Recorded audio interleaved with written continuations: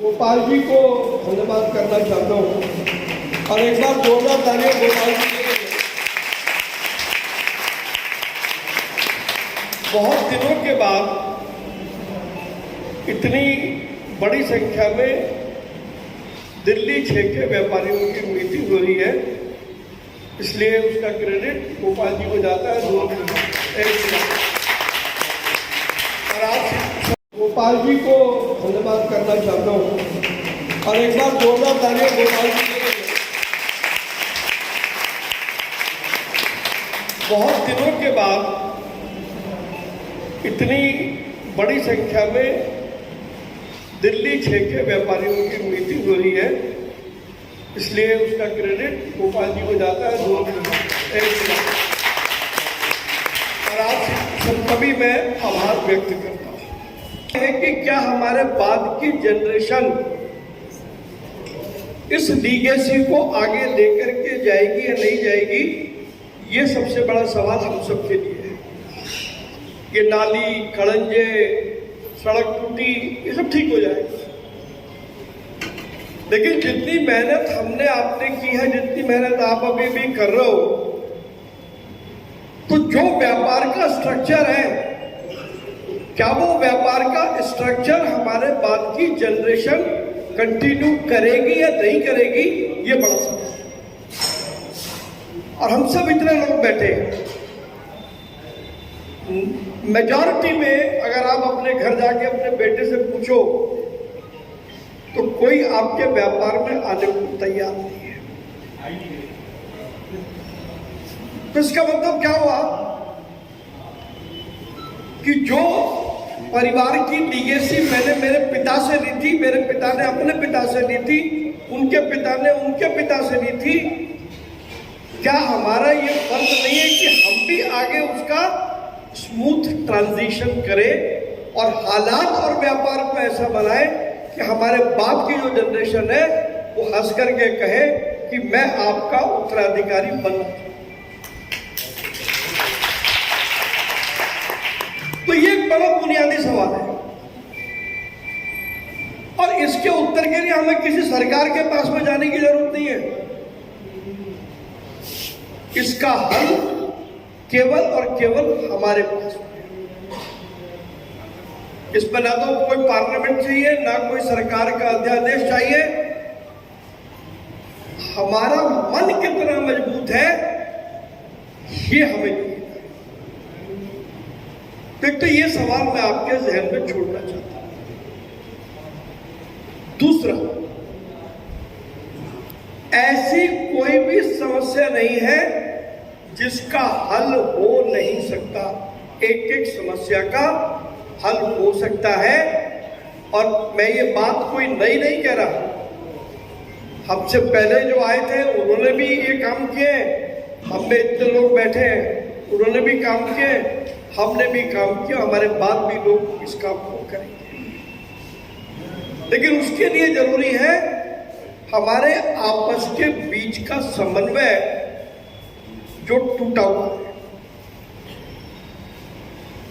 आज हम अधिकांश समय हम अपनी नेगेटिविटी में निकाल देते हैं। सुभाष जी ने यह अच्छा काम किया तो हम वो जो जितने भी ग्रुप बने हुए, मैं नाम नहीं लूंगा, मैं उनमें से कई ग्रुप में हूं, मैं पढ़ता रहता हूं, लोग लग जाएंगे अपने सारे काम छोड़ करके। सुभाष जी ने ये क्यों कर दिया, तो फिर हमने डॉक्टरेट कर रखी है इस व्हाट्सएप यूनिवर्सिटी में।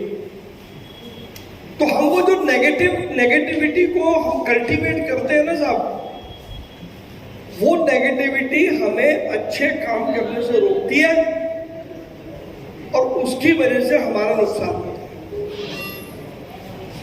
अच्छा काम हुआ इसका जिक्र उस व्हाट्सएप ग्रुप पे कभी नहीं आता,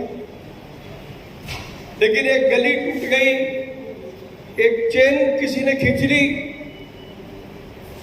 कानून व्यवस्था बड़ी बेकार है।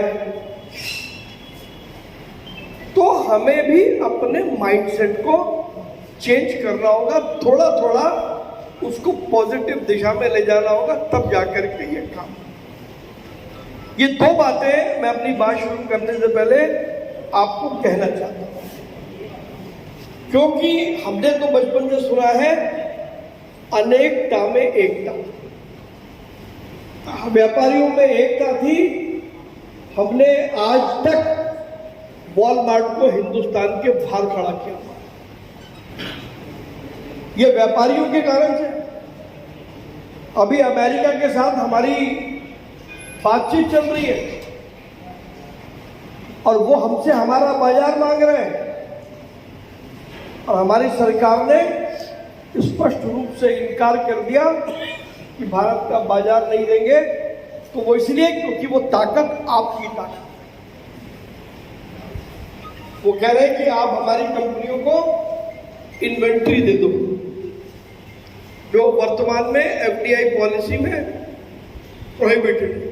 अगर उनको इन्वेंट्री दे दें तो उसका मतलब है कि मालीवाड़े में, नई सड़क में, चांदनी चौक में एक दुकान उनकी भी खुल जाएगी और वो भी अपने स्टॉक यहाँ रखना शुरू कर।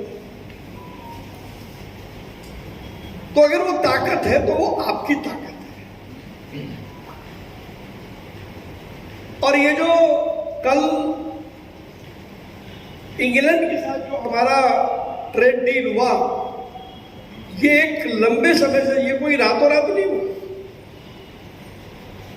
और इस ट्रेड डील में जितना फायदा हिंदुस्तान को होने वाला है, उसमें कहीं ना कहीं लाभ हमारे टेक्सटाइल सेक्टर का होगा, हमारी मशीनरी सेक्टर का होगा, जो हमारे एग्रीकल्चर से जुड़े हुए लोग हैं उनका होगा, अन्य बहुत सारे क्षेत्रों का होगा। तो ये भी आपकी ताकत है। नहीं तो ये ट्रेड डील आज से 4 साल पहले कभी की होगी, और अब जब ट्रेड डील हुई है तो वो बराबरी के स्तर पर हुई। और अगर आप ट्रेड डील को पढ़ेंगे तो उसमें हमारा फायदा ज्यादा है, ब्रिटेन का फायदा कम है। ब्रिटेन हमें क्या देगा? वो हमारे बाजार में कार ला सकता है, वो हमारे बाजार में शराब ला सकता है, वो हमारे बाजार में कुछ ऐसी चीजें ला सकता है। तो इन चीजों की मुझे और आपको तो जरूरत है नहीं, लेकिन उनको एग्रीकल्चर की जरूरत है, उनको मशीनरी की जरूरत है, उनको टेक्सटाइल की जरूरत है, उनको बहुत सारी चीजों की जरूरत है, उनको एफएमसीजी की जरूरत है। वो आइटम अब हिंदुस्तान यूके को दे सकता है। तो ये भी आपकी ताकत। तो कहने का भाव सिर्फ इतना है, यदि हम सब मिलकर के एक हो जाएं तो हमारी कोई ऐसी समस्या नहीं है जिस समस्या का हल हो नहीं। अभी यहां पर कई सारी समस्याओं का जिक्र किया गया। सबसे पहले तो बार बार इस बात को स्पष्ट किया गया कि चांदनी चौक, यानी जब मैं चांदनी चौक कहता हूं तो उसमें पूरी दिल्ली 6 आती है। चांदनी चौक का कोई भी बाजार कहीं पर भी शिफ्ट नहीं होगा, ये बात हमारे दिमाग में आ गई। और ये जो अखबार पढ़ते हैं ना जी, कुछ मेरे 1-2 अखबार के मित्र यहां पर बैठे हैं, मैं उनसे क्षमा याचना करते हुए इस बात को कह रहा हूं कि हमारे एक सांसद एक मंत्री के साथ में गए, आपस में चर्चा होती है। जैसे हम कहीं जा रहे हो, मंत्री जी साथ में बैठे हो, तो कुछ चर्चा चलती है, तो वो चर्चा का मतलब कोई निर्णय नहीं हो गया। चर्चा में मंत्री जी अपना विचार देते हैं, हम अपना विचार देते हैं। अब गलती हो जाती है कि अब पत्रकार को पता लग गया कि इनके बीच में चर्चा क्या हुई थी, अब उसने छाप दी। अब जिस सांसद का नाम आया वो सांसद कह रहा यार, वो मुझे परसों मिले पार्लियामेंट में, बोले प्रवीण जी कुलचे छोले खाने का मन कर, लेकिन सदर बाजार नहीं जाऊंगा, वहां के व्यापारी मुझे मारेंगे। प्यार की भाषा। तो कोई बाजार यहां से शिफ्ट होने वाला नहीं है ना। और बाजार अगर शिफ्ट होना इतना आसान हो तो दलीप बिंदल जी बैठे और सुरेश बिंदल जी बैठे, प्रदीप भाई कहाँ है? प्रदीप भाई को था मैं। कितने साल हो गए प्रदीप भाई आपके बाजार में गए हुए? शिफ्ट हो गया? आपका कब हुआ? 2007 में जिनके बाजार शिफ्ट होने की बात की करी गई, जगह भी दे दी, उसके बाद भी 19 सालों में 18 सालों में बाजार शिफ्ट नहीं हुआ साहब। बाजार अपनी जगह है। तो बाजार कोई आलू की 1 किलो 2 किलो 5 किलो आलू खरीदना नहीं है। अगर बाजार शिफ्ट होता है तो उसके पीछे बहुत बड़ी योजना होती है। अब कहीं पर भी ये देखिए, अखबारों में ये खबरें आएंगी,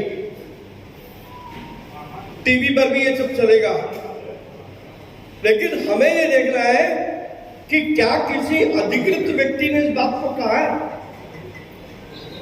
और अगर कोई अधिकृत व्यक्ति कह भी दे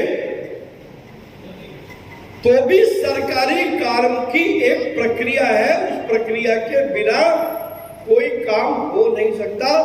तो मैं ज्यादा डिटेल में न जाकर के आप सबको यह आश्वस्त करना चाहता हूं कि अब अगर कोई बोले कि बाजार शिफ्ट होना है तो उसे क्या जवाब देना है मुझे बताने की जरूरत नहीं है। आप सक्षम है, आप अपना जवाब।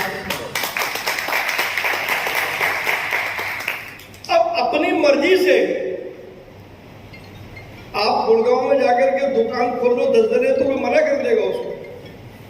भाई मुझे शूट कर रहा है, मेरी क्लाइंटेज वहां पर है।